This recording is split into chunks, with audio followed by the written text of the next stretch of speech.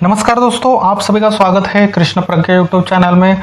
दोस्तों, क्या आप जानते हो जिस मनुष्य का ज्ञान अज्ञान को खत्म करता है तो उसकी कैसी अवस्था हो जाती है। ये बहुत ही महत्वपूर्ण है क्योंकि हमारे अंदर जो अज्ञान होता है और वो अज्ञान एक बार मिट जाने के बाद हमारी अवस्था कैसे होती है, ये भगवद गीता में भगवान श्री कृष्ण ने बहुत ही विस्तार से बताया है।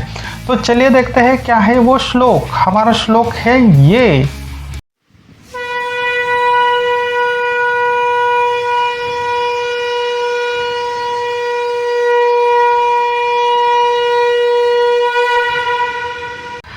ज्ञानेन तु तदज्ञानम येषाम नाशित आत्मनः तेषामादित्यवत ज्ञानम प्रकाशयति तत्परम।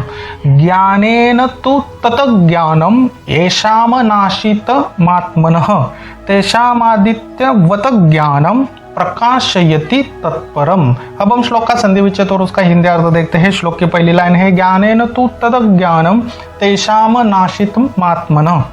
संधि विच्छेद करते हैं। ज्ञानेन तु जैसे है वैसे आएगा, तत ज्ञानम कैसे होगा संधि विच्छेद, तत धन अज्ञानम एषाम जैसे है वैसे आएगा, नाशित आत्मनः संधि विच्छेद कैसे होगा, नाशित मम धन आत्मनः। हिंदी अर्थ करते हैं। ज्ञानेन का अर्थ होता है ज्ञान से, तू लेकिन तत अज्ञानम उस अज्ञान का, येषाम जिनका, नाशित आत्मन का अर्थ होता है नाश होता है जिस आत्मा का। श्लोक की दूसरी लाइन देखते हैं। तेषामादित्यवत ज्ञानम प्रकाशयति तत्परम। संधि विच्छेद करते हैं। तेषामादित्यवत ज्ञानम का संधि विच्छेद कैसे होगा, तेषाम धन आदित्य धनवत धन ज्ञानम, ठीक है, प्रकाशयति तत्परम जैसे है वैसे ही आएगा। हिंदी अर्थ देखते हैं। तेषाम आदित्यवत ज्ञानम का हिंदी अर्थ होता है उनका सूर्य की तरह ज्ञान। आदित्य का अर्थ होता है सूर्य, ठीक है। प्रकाशयति प्रकाशित करता है, तत्परम परमात्मा को, ठीक है। तो आज हमने भगवद गीता का 5वें अध्याय का 16 नंबर श्लोक देखा, साथ ही साथ संधि विच्छेद देखा और शब्दशः हिंदी अर्थ देखा। किसी भी संस्कृत श्लोक को यथार्थ सीखने के लिए आपको श्लोक का संधि विच्छेद और शब्दशः हिंदी अर्थ आना बहुत ही जरूरी है। चलिए देखते हैं संस्कृत श्लोक कैसे पढ़े, श्लोक का हिंदी अर्थ क्या है। हम यहाँ पे 2 बार श्लोक बोलेंगे, आप भी पीछे से बोलिए। ज्ञानेन तु तदज्ञानम येषाम नाशित आत्मनः तेषामदित्यवत ज्ञानम प्रकाशयति तत्परम। ज्ञानेन तु तदज्ञानम येषाम नाशित आत्मनः तेषामादित्यवत ज्ञानम प्रकाशयति तत्परम। भगवान श्री कृष्ण क्या कहते हैं, ध्यान जरूर देना कि हे अर्जुन, ज्ञानेन तु तदज्ञानम येषाम नाशित आत्मनः, अर्थात ज्ञान से लेकिन उस अज्ञान का जिसका नाश होता है जिस आत्मा का। ज्ञान से अंदर ज्ञान आया और उस ज्ञान से सिर्फ ऐसे नहीं कि हमने वो ज्ञान लिया, उस ज्ञान से अज्ञान का नाश होता है जिस आत्मा का, ठीक है। बाद में दूसरी लाइन के क्या बोलते हैं, तेषामदित्यवत ज्ञानम प्रकाशयति तत्परम। उनका सूर्य की तरह ज्ञान प्रकाशित करता है परमात्मा को। देखिए, मैं एक उदाहरण देता हूं। अगर शराब पीना क्या है, पाप है, आपके शरीर के लिए हानिकारक है, ये आपने ज्ञान लिया, लेकिन ऐसे नहीं कि उस ज्ञान को सिर्फ आपने दिमाग में रखा, बुद्धि में रखा। अगर उस ज्ञान से आपने शराब पीना छोड़ दिया और दूसरों को भी प्रेरित कर रहे हैं कि शराब पीना बुरी बात है, हमारे शरीर के लिए हानिकारक है, अगर ऐसे ज्ञान हम लेते हैं, ऐसे ज्ञान जो आत्मा लेता है, उस आत्मा का सूर्य की तरह ज्ञान प्रकाशित होता है।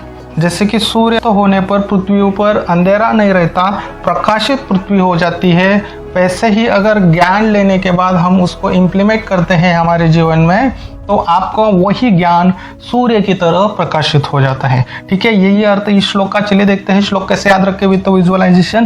किसी भी श्लोक को याद रखने के विजुअलाइजेशन करते हैं, 5 ज्ञानेंद्रियों का यूज जरूर करना। भगवान श्री कृष्ण को प्रश्न पूछा था कि अगर हमने ज्ञान से अज्ञान को मार दिया तो उस मनुष्य की अवस्था कैसी होती है। तो भगवान श्री कृष्ण यही कहते हैं कि जो भी मनुष्य ज्ञान लेता है और उस ज्ञान से उसका अज्ञान का नाश होता है, तो वो ज्ञान सूर्य की तरह प्रकाशित रहता है उस आत्मा में, उस मनुष्य में। आपका वो जो ज्ञान है वो प्रकाशित हो जाता है। यानी कि आप बोलोगे ना किसी को भी कि अगर आपको पता है कि ड्रिंक करने से, शराब पीने से क्या होता है, शरीर को हानि होती है और पाप भी है, तो वो सूर्य की तरह प्रकाशित होगा।